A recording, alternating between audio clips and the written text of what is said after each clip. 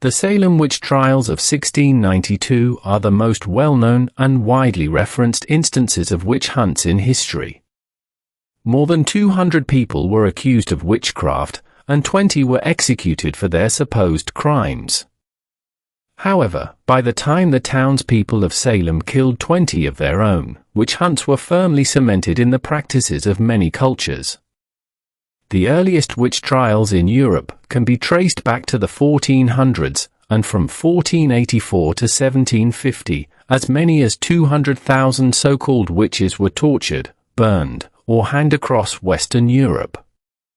In the early 17th century, a particularly heinous bout of panic over witchcraft gripped England when their occult-obsessed King James I ascended to the throne. His book, Demonology, had already been used for several years in his native Scotland to justify the trial and execution of witches, and was reprinted in 1603 when the kingdoms of Scotland and England were united under his reign. In 1604, an act against conjuration, witchcraft, and dealing with evil and wicked spirits passed through Parliament, affirming the punishment of witchcraft by death and transferring the trial process from the sole jurisdiction of the Church to the general courts. This shift resulted in a marked decrease in the instances of burning at the stake, but also introduced many new and terrible methods of determining the presence of witchcraft at trial. On July 22, 1612, 4 women and 1 man were hanged in Northampton for the crime of practicing witchcraft. Among them were mother and daughter Agnes Brown and Joan Vaughan of Giller. Their entanglement with witchcraft began when Joan committed an unknown act that offended Mistress Elizabeth Belcher. Whether Joan swore at her or accidentally bumped into her, it was deemed unimportant. Days later, Mistress Belcher was struck by a sudden, violent illness that left her face so disfigured in a grimace of pain that it bred both fear and astonishment to all who beheld her. Elizabeth Belcher's brother, William Avery, accused Agnes and Joan of witchcraft, leading to their arrest and eventual execution.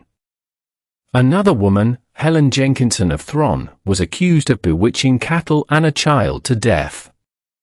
After being pricked and searched for a witch's mark, she was found guilty and executed. Mary Barber of Stanwick, described as monstrous and hideous, was also condemned for witchcraft and accused of bewitching cattle and a man to death. The final soul condemned in the Northampton trials was Arthur Bill, a poor man accused of bewitching a local woman to death. Despite little evidence, he was sentenced to death after a floating test, where he, along with his parents, was thrown into a lake. The floating test, first used in the Northampton trials, became a popular method and was even used by the notorious witchfinder general, Matthew Hopkins, though eventually, it was deemed too cruel and discarded. Ducking stools, another form of punishment reserved for women accused of being common scolds, persisted for hundreds of years, even being used as late as 1809. Laws and punishments were often cruel and unjust, as seen in the case of Jack Ketch, an infamous executioner known not for the number of executions he performed, but for his brutal and incompetent methods. Jack Ketch's name became synonymous with death, and his legacy remains one of cruelty and fear, as he botched executions, leaving his victims to suffer prolonged and agonizing deaths. These stories, though from days long gone, serve as a reminder of the darkness that once permeated our societies and the lessons we must learn to ensure such injustices are never repeated. In the annals of history, few names are as synonymous with dread as Jack Ketch. But what if I told you that this notorious executioner was involved in an event so gruesome, so horrifying, that it still sends shivers down the spine of those who hear it?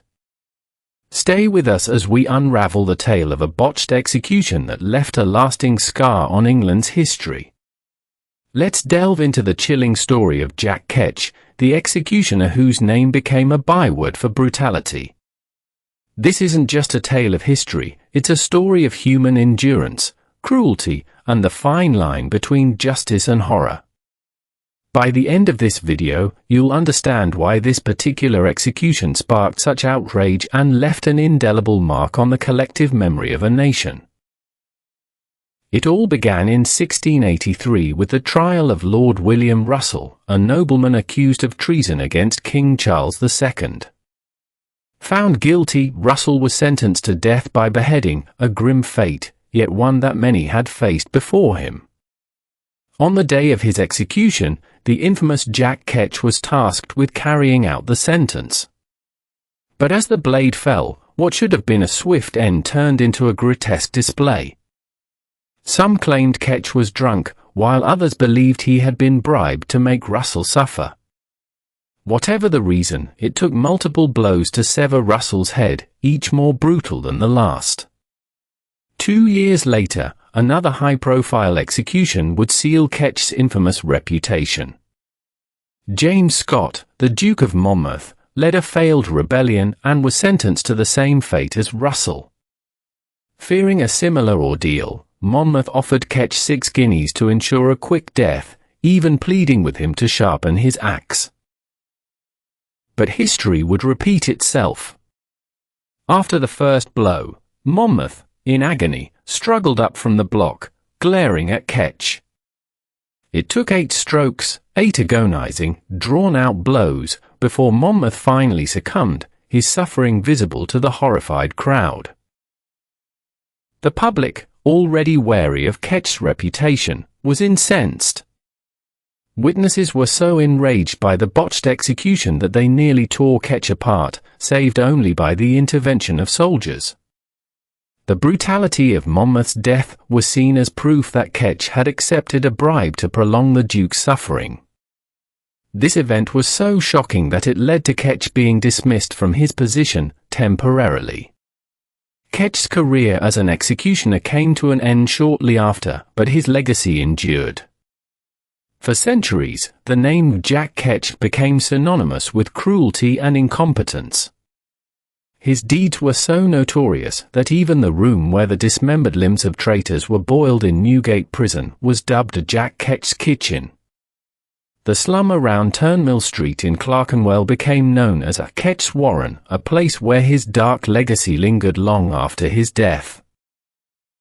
Jack Ketch's story is a stark reminder of the horrors that can arise when justice is marred by cruelty.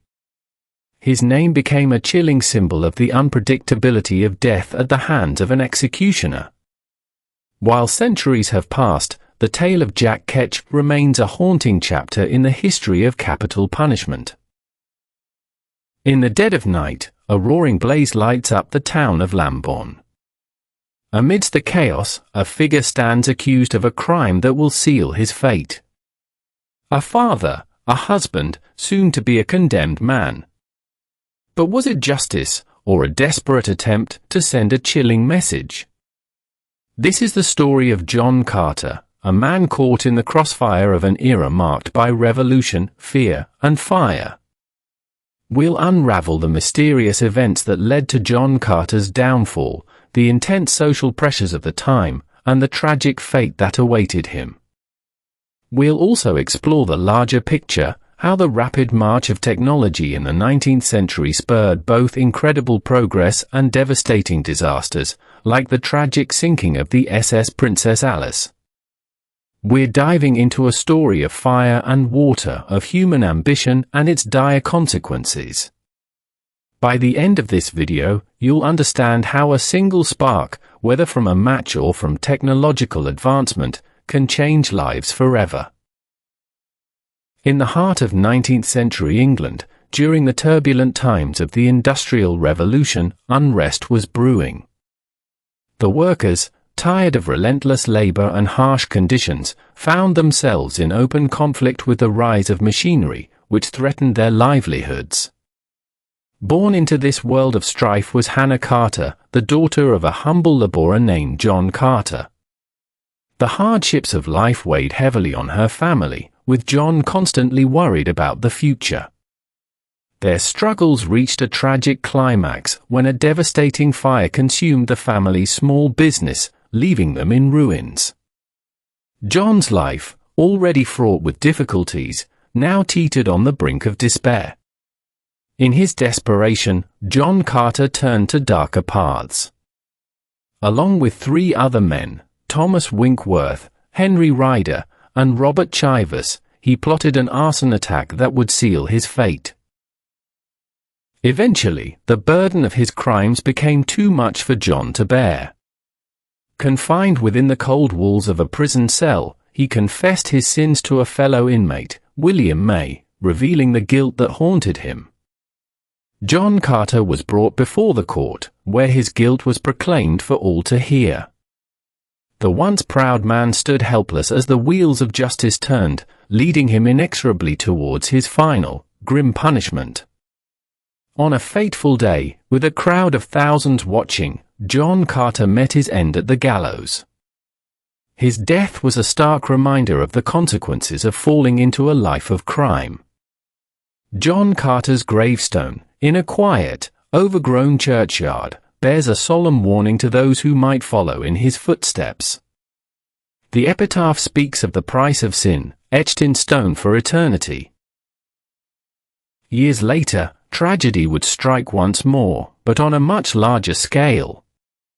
The SS Princess Alice, a popular pleasure steamer, set sail with many excited passengers, unaware of the horrors that awaited them.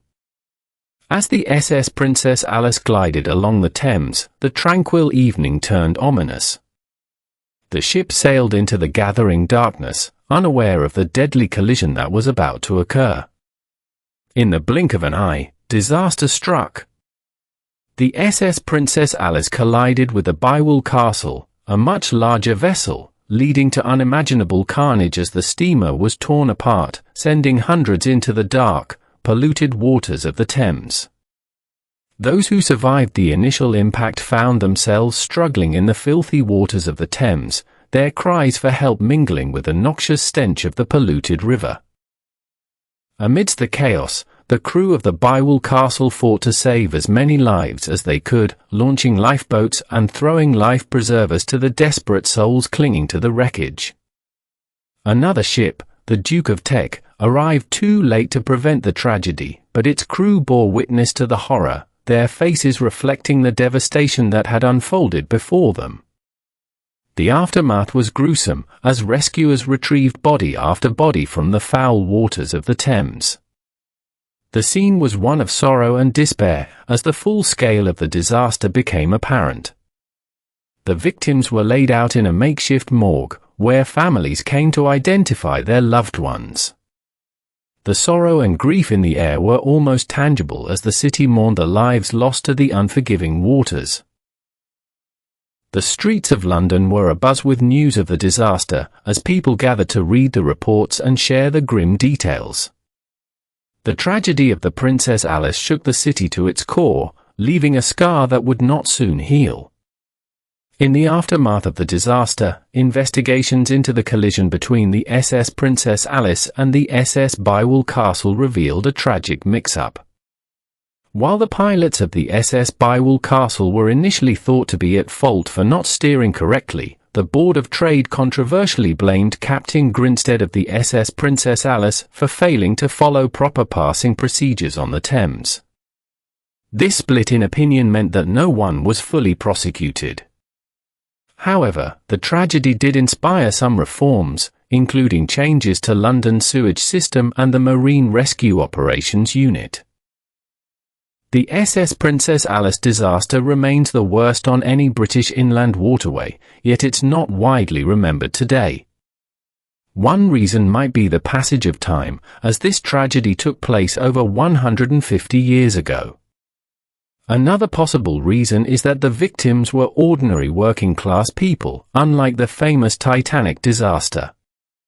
The SS Princess Alice deserves to be remembered, not forgotten as just another chapter in Victorian history.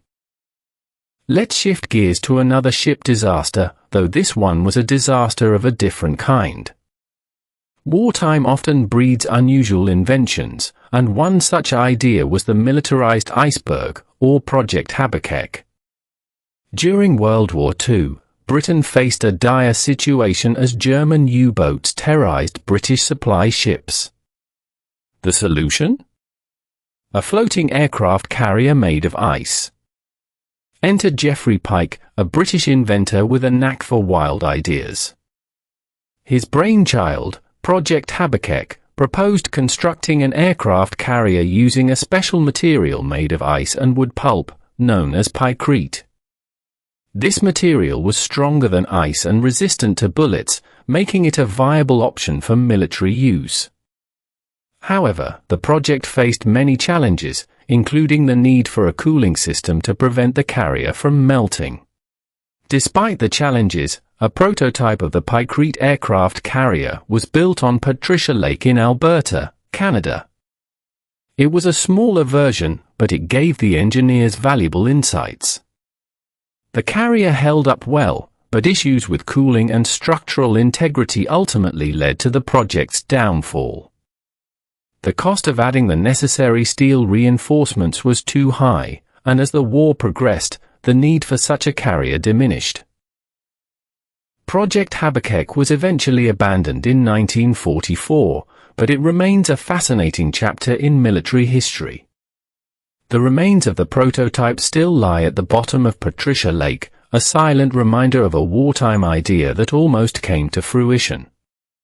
Geoffrey Pike, despite his many innovative ideas, never saw his work fully realized and tragically ended his life in 1948. In 2009, Project Habakkuk saw a brief resurgence in popular culture when the Mythbusters team attempted to recreate the pykrete vessel. Their tests proved that the material could withstand bullets and support significant weight, but the practical application of a pykrete boat remained as challenging as ever. The Mythbusters concluded that while the concept was plausible, it was ultimately impractical.